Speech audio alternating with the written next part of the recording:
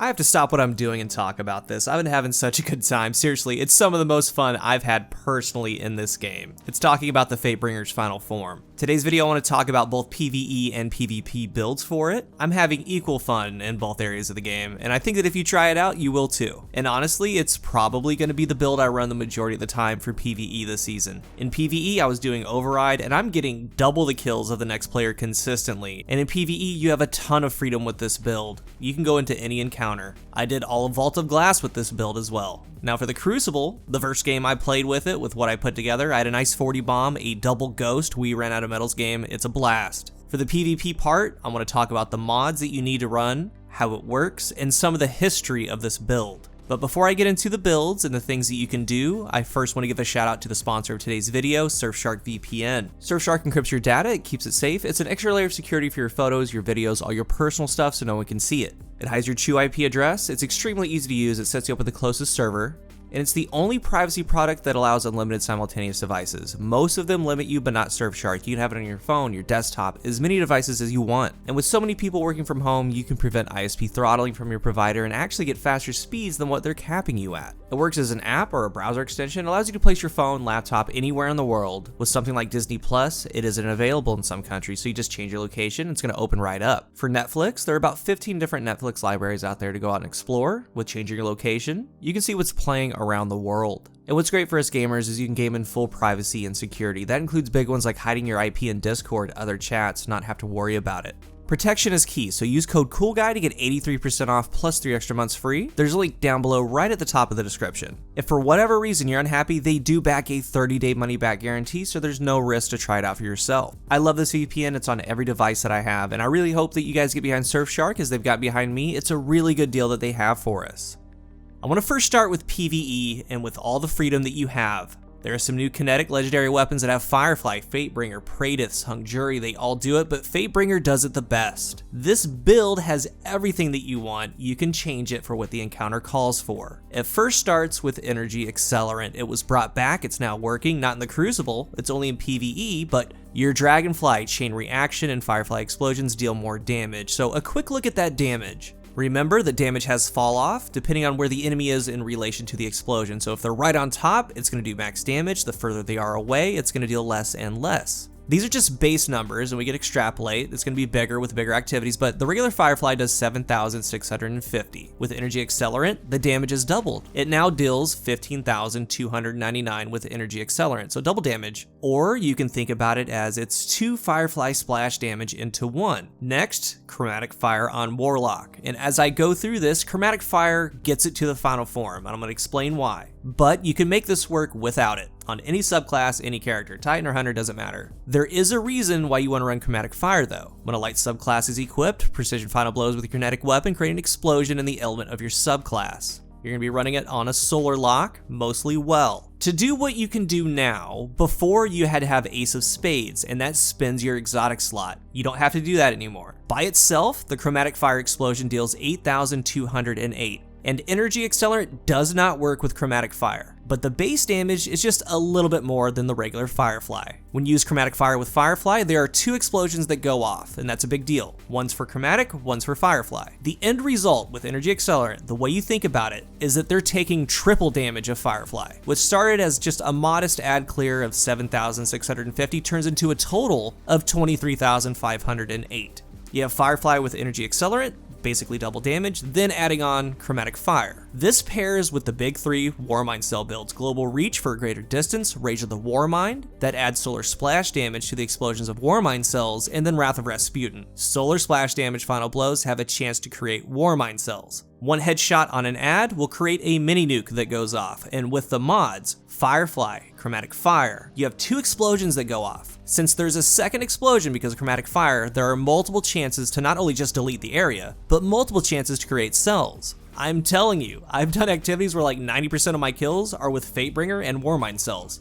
And the Solar Splash does a ton of damage to surrounding enemies. Like, look at this yellow bar that comes out. I took down an ad, and that area of effect took down half of its health. That's a lot of damage for simply taking out an ad. You have the best of all worlds here. You have primary ammo, massive ad clear, Warmind cell ad clear, And again, you can do this without Chromatic Fire. You can do this on any subclass or character. But the Chromatic second explosion adds more chances for cells, and it also adds more chunk damage to the area. But here's how it's truly complete. One scenario is that the 2 other mods that you use are going to be Taking Charge and then Lucent Blade. In activities like this Override or in Lost Sectors, in the Raid, I'll get to that in a moment, you're going to be creating orbs with Fatebringer. You're going to pick them up with Taking Charge. If you have Overload and Anti-Barrier champions, Lament is your pairing. You're always going to be charged with light because you're picking up orbs from all these collaterals and explosions from Fatebringer. The only thing that you can spend that charge with light on is your sword. So Overload Hand Cannon will stun overloads. You're going to lament them with Lucent Blade charged with light. If you see Anti-Barrier, that's also going to be Lucent Blade. A lot of activities in the game have a couple champions. We see Anti-Barrier a ton with Overload. As your secondary energy weapon, you have a ton of freedom there too. You could even go Salvo, because it has Chain Reaction, and remember, Energy Accelerant works with Chain Reaction, so that damage is doubled. So you can run Fatebringer with this for the ultimate ad clear and area of effect. If the activity is Overload and Unstoppable, you can put Unstoppable Grenade Launcher on the Salvo, or put on a sidearm with the Unstoppable mod. Then you could lament the champions that are stunned. If the enemies are far away and you can't do that, you can put on a Sniper,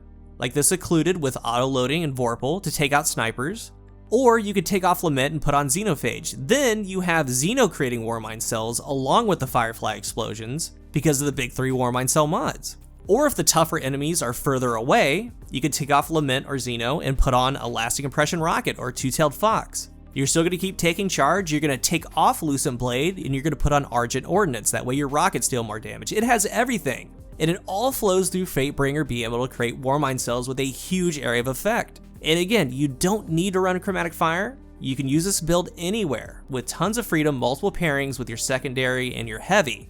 However, Chromatic Fire does give it the final form because of the added explosion for damage and the extra possibility to create the Warmind cells.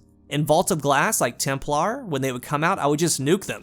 It would leave cells at times. I would leave the cell, wait for the next wave, then destroy the cell. I had a sniper on to take out the sniping hobgoblins when they spawned, but we did a challenge for this run where you don't have to kill the hobgoblins to get the challenge. But if I needed to, I had the sniper. I had Lament for when the overloads came out, just like before. It was great. At Gatekeeper, I would be holding down the spot to keep the portal open, destroy the goblins on one side as they came out, going and picking up the orbs or creating a cell, leaving the cell there, get charged with light, run to the other side, come back and deal with the overload, stun him, then use my charge with light, Lucent Blade, Lament. For Atheon, I switched to Xeno. That's to take out the oracles easily, and for Atheon damage. And then on top, I'm creating cells with Xeno.